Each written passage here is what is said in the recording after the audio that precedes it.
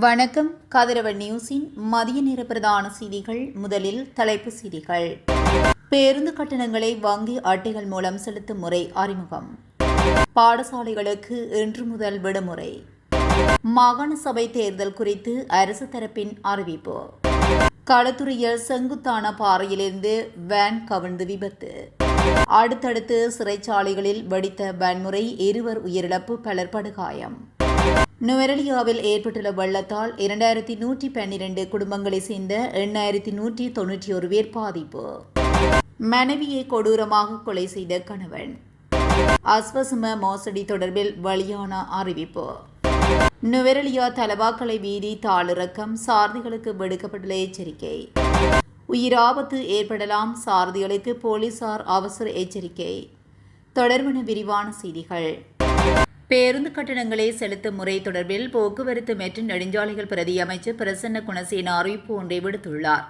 அதன்படி பயணிகள் தங்களது பேருந்து பயண கட்டணங்களை வங்கி அட்டைகள் மூலம் செலுத்தும் முறை விரைவில் அறிமுகப்படுத்தப்பட உள்ளதாக அவர் மேலும் தெரிவித்துள்ளார். அவர் மேலும் தெரிவிக்கையில், இலங்கை போக்குவரத்து சபை முன்னெடுத்து வரும் நவீனமயமாக்கல் நடவடிக்கைகள் பேருந்து சேவைகளின் தரத்தை உயர்த்தவும், பயணிகளுக்கான சௌகரியங்களை குறைத்து வசதிகளை மேம்படுத்தவும், தனியார் துறையுடன் ஆரோக்கியமான போட்டியை உருவாக்கவும் இலக்கு வைத்துள்ளது. பொது போக்குவரத்து சேவையை மறுசீரமைக்கவும், பயணிகளின் பயண அனுபவத்தை மேம்படுத்தவும் முன்னெடுக்கப்பட்டு வரும் நடவடிக்கைகளின் ஒரு பகுதியாக இந்த நவீன கட்டணம் செலுத்தும் முறை அறிமுகப்படுத்தப்பட உள்ளது. பொது போக்குவரத்துக்கான தரநிலைகள் இலங்கை போக்குவரத்து சபையின் மூலம் நிறுவப்பட வேண்டும் என்றும், அத்தகைய தரநிலைகள் நிர்ணயிக்கப்பட்டவுடன் தனியார் நிறுவனங்கள் அதை பின்பற்றும் என அவர் தெரிவித்துள்ளார். 2026 ஆண்டுக்கான பாடசாலை விடுமுறை தொடர்பில் கல்வி அமைச்சு அறிவிப்பு ஒன்றை வெளியிட்டுள்ளது. அதில் அரசு மற்றும் அரசாங்க அங்கீகாரம் பெற்ற தனியார் பாடசாலைகளின் 3ஆம் தவணையின் முதல் கட்டம் இன்று வெள்ளிக்கிழமை நிறைவடையும் என அமைச்சு தெரிவித்துள்ளது. கல்வி அமைச்சினால் விடுக்கப்பட்டுள்ள அறிக்கையிலேயே மேற்கண்ட விடயம் தெரிவிக்கப்பட்டுள்ளது. மேலும் சிங்கள மற்றும் தமிழ் பாடசாலைகளுக்கான 3ஆம் தவணைக்கான முதலாம் கட்டம் இன்றுடன் நிறைவடையவுள்ளது. முஸ்லிம் பாடசாலைகளுக்கான 3ஆம் தவணையின் முதலாம் கட்டம் செப்டம்பர் மாதம் 2ஆம் தேதி அன்று நிறைவடையவுள்ளது. அனைத்து பாடசாலைகளுக்கு 3ஆம் தவணையின் 2ஆம் கட்டம் செப்டம்பர் மாதம் 7ஆம் தேதி திங்கட்கிழமை அன்று ஆரம்பமாக உள்ளதுடன், எதிர்வரும் டிசம்பர் மாதம் 4ஆம் தேதியுடன் 3ஆம் தவணை நிறைவடைகிறது. 2026 ஆண்டுக்கான காப்போது உயர்தர பரீட்சையான எதிர்வரும் ஆகஸ்ட் மாதம் 10ஆம் தேதி முதல் செப்டம்பர் மாதம் 5ஆம் தேதி வரை நடைபெறவுள்ளமையும் தெரிவிக்கப்பட்டுள்ளது. இலங்கையின் மாகாண சபை தேர்தலை முடிந்தவரை விரைவாக நடத்துவது அரசாங்கத்தின் எதிர்பார்ப்பாகும் என சுகாதார மற்றும் ஊடகத்துறை அமைச்சர் நலிந்த ஜெயதிச தெரிவித்துள்ளார். அனைத்து தேர்தல்களையும் உரிய காலகட்டத்தில் நடத்துவதே அரசாங்கத்தின் நோக்கமாகும் என அவர் மேலும் குறிப்பிட்டுள்ளார். 22வது அரசியலமைப்பு திருத்தம் குறித்து விளக்கம் அளிக்கும் நோக்கில் நீதி அமைச்சர் கர்சன நாணயக்காரவுடன் நேற்று பேராயர் கர்தினால் வெல்கம் ரஞ்சித் ஆண்டகையை சந்தித்த பின்னர் ஊடகங்களுக்கு கருத்து வெளியிட்ட போதே அவர் இதனை தெரிவித்துள்ளார். நாட்டில் நடைபெற வேண்டிய அனைத்து தேர்தல்களும் ஜனநாயக நடைமுறைகளுக்கு அமைவாக உரிய நேரத்தில் நடத்தப்பட வேண்டும் என்பதே அரசாங்கத்தின் நிலைப்பாடாகும். இதேவேளை அதன் பிரகாரம் மாகாண சபை தேர்தலை பிற்போடும் எந்தவொரு எண்ணமும் அரசாங்கத்துக்கு இல்லை. எனவே உரிய சட்ட நடவடிக்கைகளின் பின்னர் மாகாண சபை தேர்தலை விரைவாக நடத்த எதிர்பார்க்கிறோம் என அவர் தெரிவித்துள்ளார். இதேவேளை மாகாண சபை தேர்தல் விரைவில் நடத்தப்பட வேண்டும் என நேற்று முன்தினம் இலங்கைக்கு உத்தியோகபூர்வ பயணம் மேற்கொண்ட இந்திய வெளியுறவுத்துறை செயலாளர் விக்ரம் மிஸ்ரி ஜனாதிபதி அனுரகுமார் திசாநாயக்காவிடம் கோரிக்கை விடுத்திருந்தமையும் குறிப்பிடத்தக்கது. களுத்துறை புலற்சிங்கள தொழிற்சாலை ஒன்றில் தொழிலாளர்கள் குழுவை ஏற்றி சென்ற வேன் செங்குத்தான சரிவில் கவிழ்ந்து விபத்துக்குள்ளாகியுள்ளது. குறித்த சம்பவம் இன்று காலை இடம்பெற்றுள்ளது. இந்த விபத்தில் 14 பேர் மருத்துவமனையில் அனுமதிக்கப்பட்டுள்ளனர். விபத்தில் சிக்கிய வேன் உடுகல கந்த பகுதியில் இருந்து ஒரு தொழிற்சாலைக்கு தொழிலாளர்களை ஏற்றி சென்று கொண்டிருந்த போது இந்த சம்பவம் பதிவாகியுள்ளதாக தெரிவிக்கப்பட்டுள்ளது.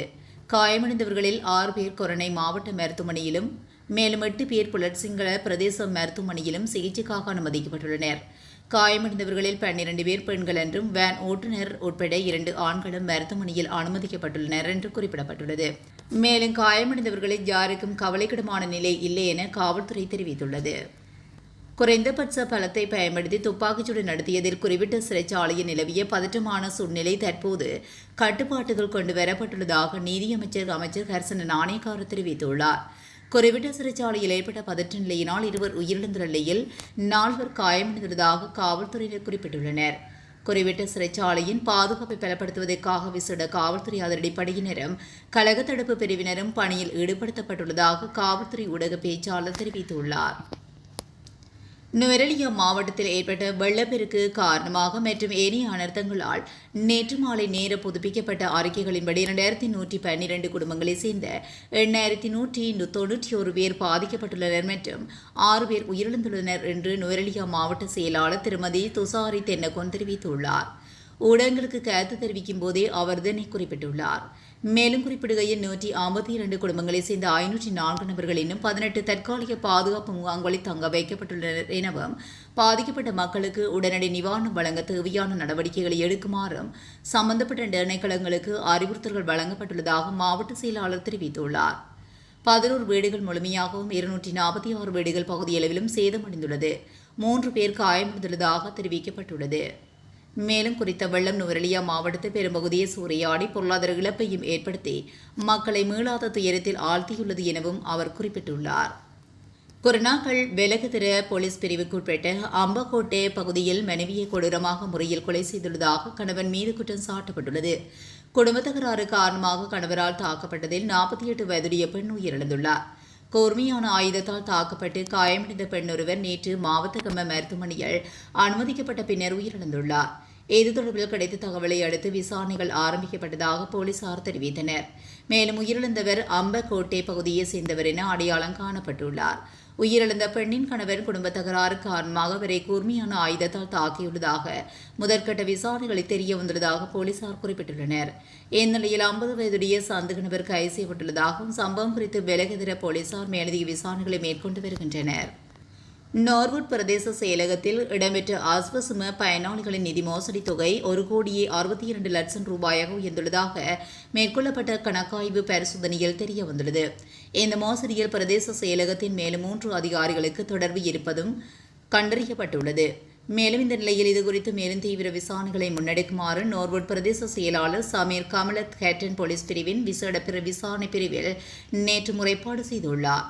இச்சம்பவம் தொடர்பில் பிரதேச செயலாளரால் ஏற்கனவே செய்யப்பட்ட முறைப்பாட்டுக்கு அமைய ஆஸ்வசும பிரிவுக்கு பொறுப்பாக இருந்த 2 பெண்கள் கேட்டன் போலீசாரால் கைது செய்யப்பட்டு நீதிமன்றத்தில் முன்னிலைப்படுத்தப்பட்டதை தொடர்ந்து வரும் 11ஆம் தேதி வரை விளக்கமறியலில் வைக்கப்பட்டுள்ளனர்.